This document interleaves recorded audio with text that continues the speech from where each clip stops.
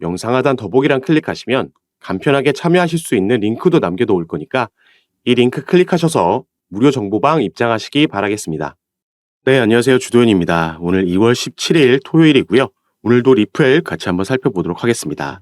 자, 먼저 차트를 보시면 리플은 최근 이 하락 추세 채널 안에서 움직이고 있었다는 게 확인되고 있습니다. 그리고 작년부터 시작된 이 하락 추세 채널 안에서 두 번 이 채널의 상단을 돌파했다가 다시 들어오는 이런 현상이 나왔었죠. 채널을 돌파했다가 다시 들어오는 걸 트랩이라고 우리가 얘기를 하고요. 이렇게 트랩이 발생하게 되면 통상적으로 반대편 채널까지 이렇게 이동하는 걸 확인할 수가 있습니다. 그래서 이번에 또 한 번 이 채널 상단을 돌파해 줬기 때문에 리플이 하락 추세 채널에서 벗어나고 이 채널을 무효화시키면서 새로운 추세를 만들기 위해서는 이렇게 다시 채널 안으로 들어오는 트랩이 아니라 이 채널 상단의 지지를 받고 다시 돌파한 방향으로 상승력을 보여줘야지 새로운 추세가 만들어질 수 있다 말씀을 드렸습니다. 그래서 이번 주 주말 그리고 다음 주 초까지 이어지는 이 시세의 흐름이 단기적으로 중요한 시점이다 말씀을 드렸던 거죠. 자, 통상적으로는 이렇게 채널을 벗어나다가 다시 들어오게 되면 반대편 채널까지 이동한다 말씀을 드렸지만 중간에 이 채널의 중앙선 라인에 부근에서 다시 반전을 만들어내고 뚫어내는 경우도 있습니다. 최근 보여준 상승력이 긍정적이었기 때문에 이와 관련해서 이런 얘기도 나오고 있는 거죠. 자, 일주일간 10% 급등을 했고요. XRP가 0.68달러까지 상승할 수 있다라는 전망이 나왔습니다. 자, 이 본문을 같이 한번 살펴보시면 자, XRP는 높은 매수량과 강세 모멘텀으로 0.54달러의 저항을 지지로 전환하면서 다음 주요 목표인 0.68달러까지 랠리할 수 있는 발판을 마련했다. 0.68달러까지는 아직 갈 길이 멀지만 역사적으로 XRP는 하루 만에 쉽게 두 자릿수 랠리를 펼칠 수 있다라고 전했습니다. 여기에 대해서 저는 조금 다른 생각을 가지고 있지만 일단 최근 보여준 상승에 대해서 그 이유도 함께 보시면 자, 리플의 암호화폐 수탁업체 스탠더드 커스티디 인수 계획을 밝혔죠. 그래서 리플의 CEO인 브래드 갈링하우스에 따르면 현재까지 리플은 미국 내에 약 40개의 관할 구역에서 송금업체 라이센스를 확보했으며 싱가포르 통화청으로부터 주요 결제기관 라이센스도 취득했고 자, 이건 작년에 있었던 일이죠. 그리고 아일랜드 중앙은행의 가상자산 서비스 제공자로 등록을 했다. 이것도 작년에 있었던 일입니다. 그래서 이 리플은 최근 인수와 라이센스 획득, 글로벌 진출 확대 등 많은 성공을 거두며 주요 암호화폐 기반 결제 및 수탁 업체로서의 입지를 공고히 하고 있죠. 이렇게 사업 영역에서 그리고 리플이 가지고 있는 기술력 부분에서 계속해서 성과를 내고 있기 때문에 우리나라뿐만 아니라 글로벌적으로 리플이 상당한 관심을 받습니다. 그래서 이 코인 시장 안에서 사실 진짜 실질적으로 우리 생활에 적용시킬 수 있을 만한 기술력은 거기에 가장 가까운 건 리플이라고 볼 수 있겠죠. 이런 긍정적인 부분을 보고 많은 분들이 리플에 투자하시는 건데 사실 리플은 계속해서 이런 긍정적인 사업 소식들이 전해짐에도 그리고 분기별 보고서마다 늘어나고 있는 수익과 사업 영역 확장에도 시세는 이 부분, XRP 시세는 이 부분을 반영하지 못하고 있습니다. 최근에 리플이 이렇게 두 자릿수 랠리를 펼쳤던 건 항상 소송 관련된 이슈가 긍정적인 이슈가 나왔을 때였죠. 그래서 또 한 번 소송 관련된 긍정적인 소식이 전해지면 당연히 리플은 제가 아까 말씀드렸던 이 하락 추세 채널을 벗어날 수 있는 상승력을 만들어내겠지만 이런 소식은 아무래도 4월이 돼야지 관련 스케줄에 의해서 모멘텀이 발생할 수 있는 가능성이 있는 거고 당장 이번 달에도 다음 주에도 소송 관련된 스케줄이 있지만 시세에 영향을 줄 수 있을 만한 건 아니라고 보여주고 있습니다. 그럼 단기적으로 봤을 때 자, 비트코인이 어제까지 12일 연속 일봉 기준으로 양봉 마감을 했습니다. 그런데 당연히 영원히 상승만 하는 차트는 있을 수 없듯이 이제 슬슬 그 상승 추세가 꺾이고 횡보하면서 조정받을 수 있는 시기다 보여지고 있죠. 이 부분은 전부터 제가 반복적으로 말씀을 드렸는데 비트코인이 이렇게 횡보를 하게 되면 처음으로 조정을 받으면서 상승력이 누그러들게 되면 알트코인들도 처음에는 같은 흐름을 보여주고요. 이 다음이 중요한 겁니다. 비트코인이 횡보하는 와중에 알트코인들이 조정을 마치고 상승하는 알트장이 펼쳐지게 되면 리플도 여기에 어느 정도 수혜를 받을 수 있겠죠. 함께 여기가 뚫리지 않으면서 상승할 수 있겠지만 알트들도 함께 힘을 쓰지 못하는 국면이 펼쳐지게 되면 다시 채널 안으로 들어오면서 이 상승분에 대한 어느 정도 반납이 이루어질 수 있겠다 보여지고 있습니다. 그래서 결국에 리플은 돌고 돌아서 이 소송이 어떻게 진행되고 어떤 내용들이 전달되느냐에 따라서 시세가 결정되고 있기 때문에 일단 우리가 이 스케줄과 전망을 파악하고 매매를 진행하는 게 가장 현명하다 보여지고 있습니다. 그래서 당장 다음 주부터 있는 소송 관련 일정은 어떤 게 있고 4월 달까지 어떤 일정들이 있으면서 어디에 우리가 주목해 봐야 되는지 지금부터 함께 살펴보면서 설명을 드릴 거니까요. 여러분들은 오늘 영상, 이 소송 관련된 이슈가 아무래도 가장 중요한 내용들이기 때문에 꼭 끝까지 시청해 주시고 그 전에 밑에 있는 구독과 좋아요 버튼도 한 번씩만 눌러주시면 제가 이렇게 영상 제작하는 데 큰 힘이 된다라는 점 먼저 말씀드리고요.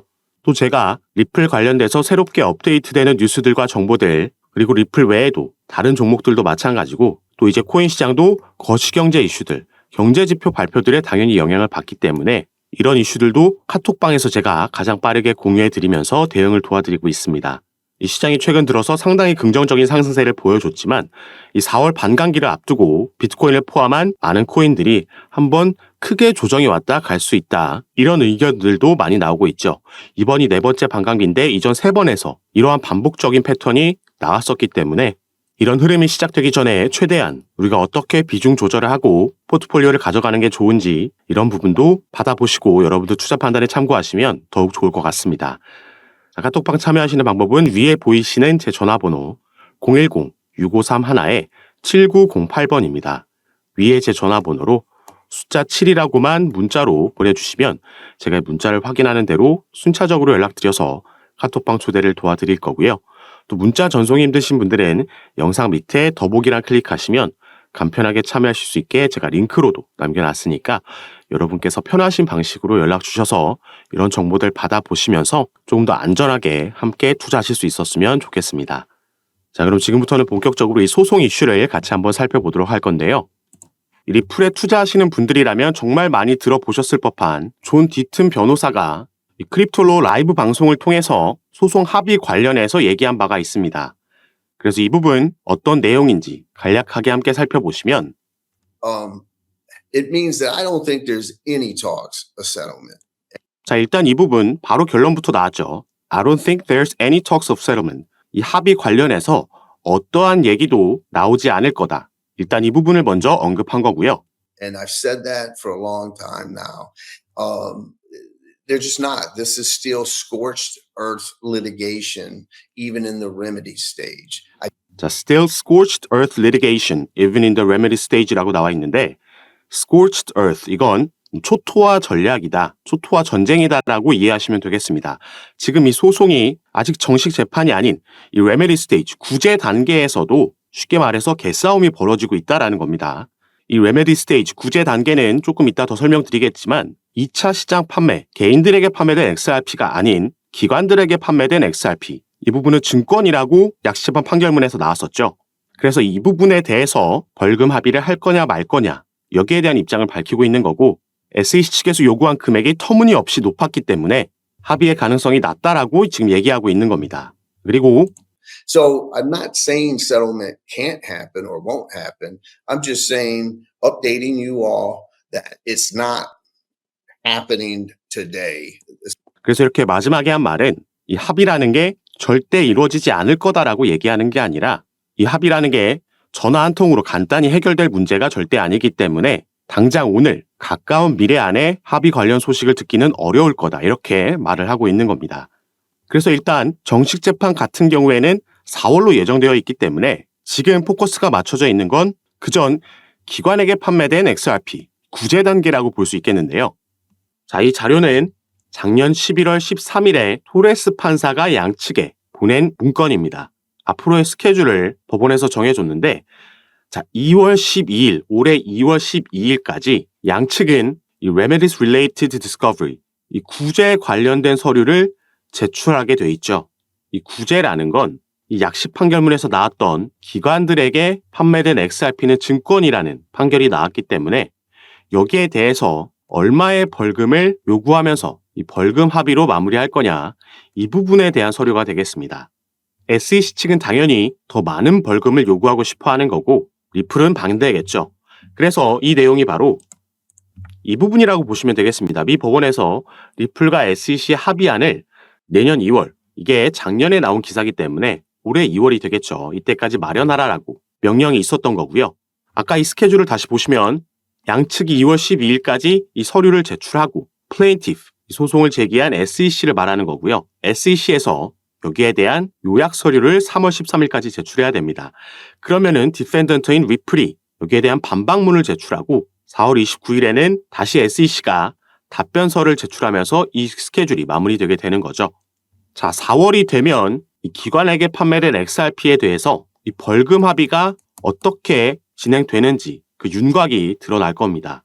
그러면서 여기에 대한 결과는 5월쯤 나올 거라고 볼 수 있겠는데, 자, 4월 달에는 이거 말고도 리플은 또 다른 SEC와의 이슈가 있죠. 이 약식 재판에서 기관에게 판매된 XRP는 증권이라는 판결문이 나왔지만 2차 시장 판매, 개인들에게 판매된 XRP는 증권이 아니다라는 판결문이 나왔습니다. 그래서 당시에 리플이 급등을 만들어냈던 건데 여기에 대해서 SEC가 중간항소를 요청했었고 이 부분이 기각당했었죠. 그래서 이제 중간항소 없이 정식 재판으로 회부되게 된 거고 이게 또 올해 4월로 예정되어 있습니다. 그래서 당시에 SEC가 중간항소를 요청했을 때 법원이 여기에 대한 기각 명령문을 이렇게 보냈었고 이 서류의 가장 마지막을 보시면요. 자, 여기 나와 있죠. Prior to the final pretrial conference. 마지막 이 회의 전에 이 양측은 shall meet in person. 대면으로 직접 만나서 for at least 1 hour. 적어도 1시간 이상 to discuss settlement of this matter. 합의에 대해서 논의하라라는 법원 명령이 있었습니다. 자, 이 회의는 바로 위에 나와 있는 4월 16일로 예정되어 있고 이전에 만나서 1시간 이상 대면으로 합의에 대해서 얘기를 하라고 했던 거죠. 그래서 우리가 가장 기다리고 있는 이 소송이 종료되기 위해서는 가장 베스트 시나리오는 합의로 마무리가 되는 거겠고요. 그게 아니라면 결국 정식 재판으로 회부돼서 여기에 대한 결과가 나오고 패소한 쪽이 항소를 진행할 거고 결국 대법원까지 가게 되면 이 부분은 추가 3년이라는 시간이 더 소요될 수 있습니다. 그래서 리플은 올해 2분기가 정말 중요한 분기점이 될 수 있다 보여지고 있는 거죠. 다행히 이 합의에 대한 부분도 아예 가능성이 없지 않다라고 보여지고 있는 이유는 SEC는 리플과의 소송에서 지금 계속해서 패배하고 있습니다.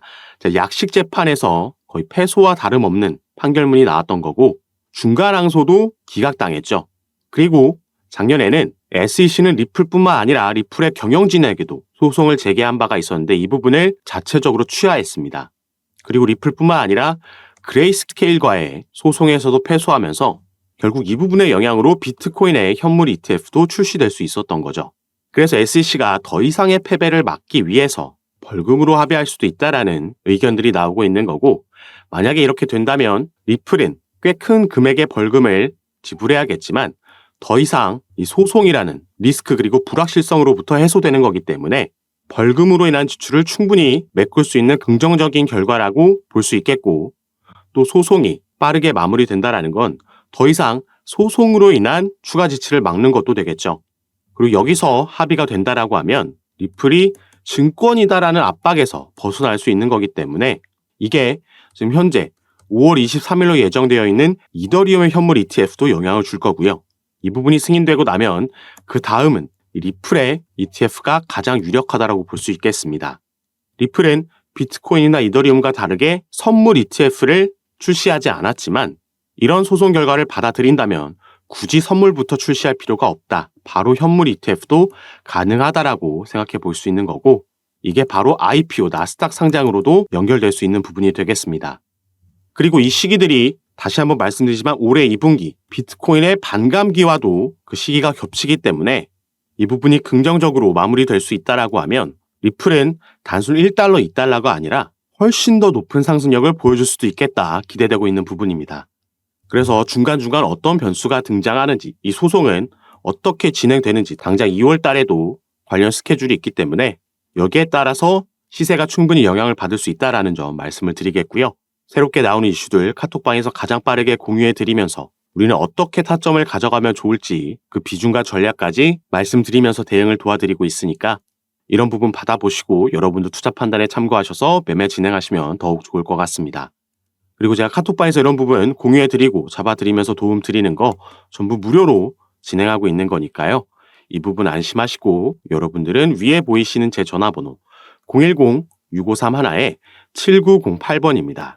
위에 제 전화번호로 숫자 7이라고만 문자로 보내주시면 제가 이 문자를 확인하는 대로 순차적으로 연락드려서 카톡방 초대를 도와드릴 거고 또 문자 전송 힘드신 분들은 영상 밑에 더보기란 클릭하시면 간편하게 참여하실 수 있게 링크로도 제가 남겨놨으니까 여러분께서 편하신 방식으로 연락 주셔서 제가 이런 부분 어떻게 도움 드리고 잡아드리는지 들어오셔서 직접 확인해 보시고 판단해 보시기 바라겠습니다. 그리고 카톡방에서는 오늘 살펴본 리플뿐만 아니라 여러분들께서 보유하고 계신 다른 코인들도 마찬가지로 정보 공유해 드리면서 상담 도와드리고 있으니까요. 이런 부분 받아보시면서 함께 투자하실 수 있었으면 좋겠습니다. 오늘 영상도 끝까지 시청해 주셔서 너무 감사드리고 저는 다시 카톡방에서 여러분들 대응 도와드리고 상담 도와드리면서 찾아뵙도록 하겠습니다. 감사합니다.